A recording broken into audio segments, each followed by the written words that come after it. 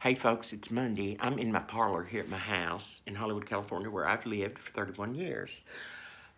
I'm 63 years old. My name is Sammy Beam. I'm a professional artist and have been a professional artist every day of my career, which began when I was 20 years old. So that's a long time. And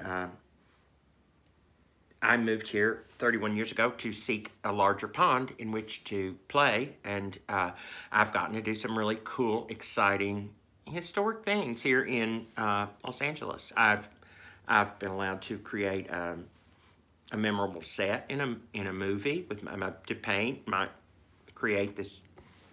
I've been able to do that. I've been able to, anyway, just lots and lots of stuff. Working with cool designers, really big time cool designers. None any more fun than my designer friends back in Kentucky who got me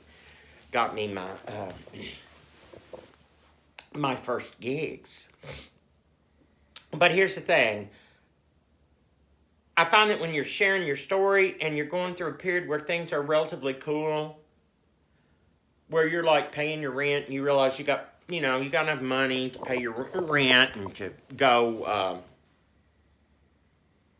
get new clothes every now and then. There's not a big story to tell unless something big and dramatic happened. And I don't remember anything real big and dramatic happened there until 1987.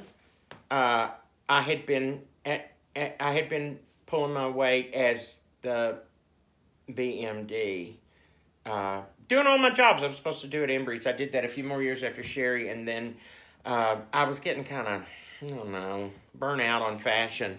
I realized I was way more interested in interior design than I was fashion. So my interior designer friends gave me jobs, and I got my feet wet, and then I got to work on a lot of cool commercial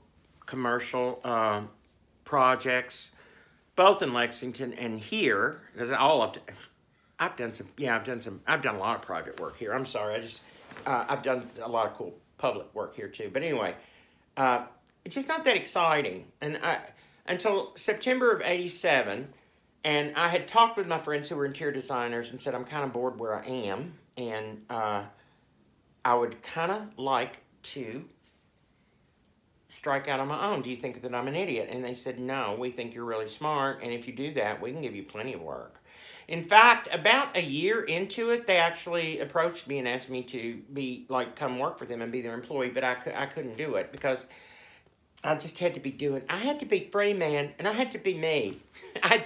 It was like that. I was their employee anyway. We were like design family. We had such a good time. We were young. I don't know that any of us knew how good we had it. I really don't.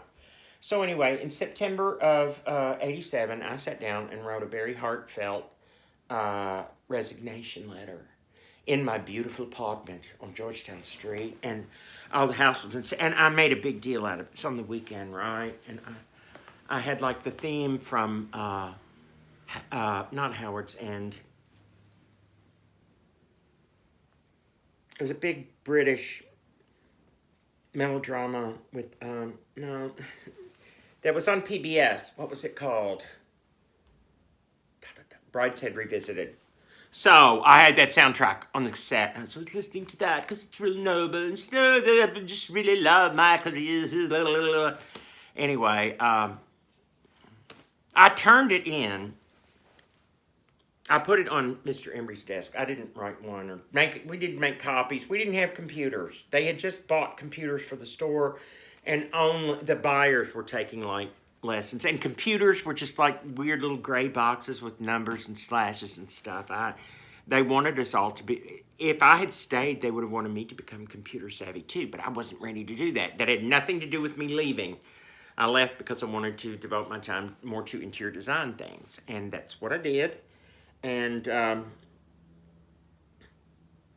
I will say that one of my first gigs that I got through my friends was my friend Jeannie, who was an entrepreneur, and she's about the age of my older brother, so we were kind of same age there. And she opened 3 really beautiful designer boutiques in the Chevy Chase Plaza, and then Chevy Chase Plaza just bombed. Nobody Nobody did well there. It's like a Fox TV station now. It was so glamorous. It was so gorgeous. And my friend Sherry, I was so excited for her because she was working. She like was designing the entrance and stuff, and she had like I don't like Chevy Chase Plaza or the monogram or something inlaid in marble in the entrance hall. You came in and there was marble green floor. It was a custom inlaid to tell you that you were in this grand space, and then it had a big staircase that went up and turned two ways and went back, and then so there were shops on the second floor, shops on the first floor. Anyway, bombed like a big ding-dong bell clapper falling out of a bell. It was just like, yeah, it didn't work. So then, you know what? My friend Jeannie and I were kind of inseparable, and I helped her to open up another store over in our neighborhood, and it was a sweet success. It was a sweet success. She had great merchandise and great customers, and she did well enough to purchase a property next door, and then we opened a huge store over there for her, Jeannie. She sold really cool stuff, but you know, I don't know. It just seems like sometime when you look back on things that were going on like that, it just wasn't. I mean, it worked for the time, but, you know. Anyway, whatever. We were having a good time.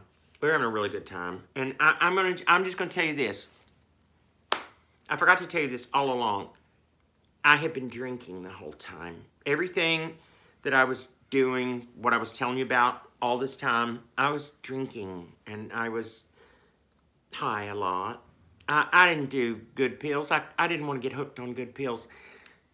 I did cocaine like 2 or 3 times, but I had to be so drunk to let down my guard and do cocaine with somebody that all it really did, I didn't feel anything from it, but I was able to drink longer. So the few times I did do cocaine with friends, we would be up all night. We would be up till the sun came up.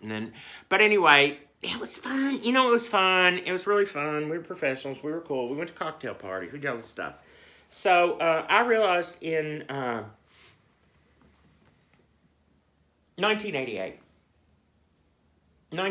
January of 1988, I realized this is not working too much anymore. Because what I had done, no, I'm going to tell you this. Let me see. 7 minutes. Maybe I can get this down pretty quick. Good. This story's going somewhere. I knew if I kept talking, something would come up.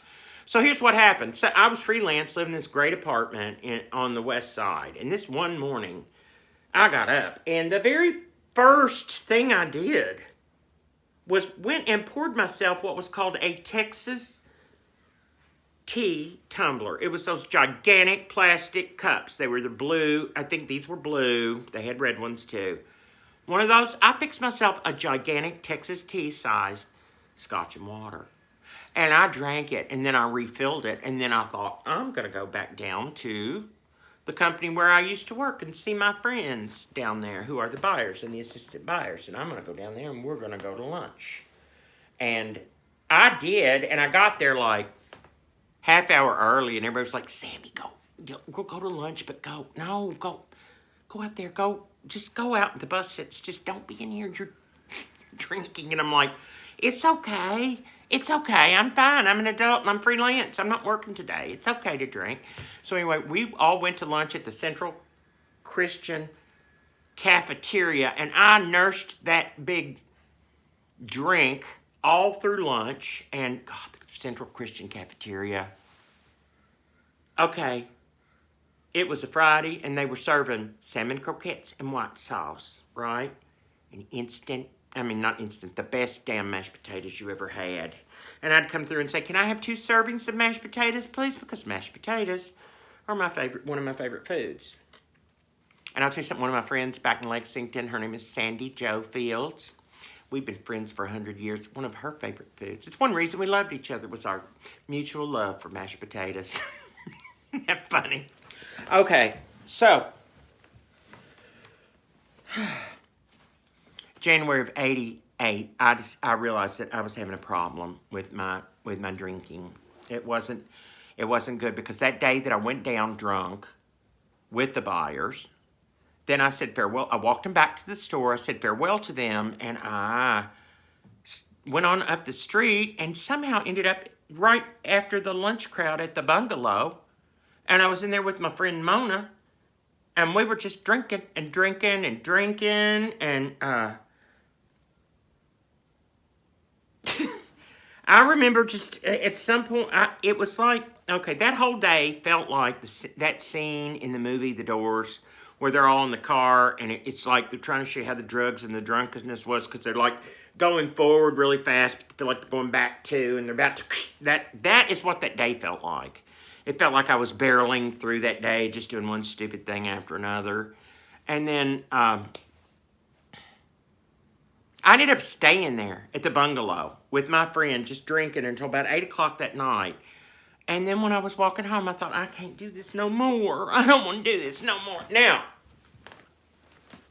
I called my friend, Lonnie, and said, I'm never going to drink again. I hate this. I don't want to do this anymore. I want to be sober. And it was really good because, you know, the next day I woke up and I didn't really remember everything. And then Lonnie said, I want you to hear something.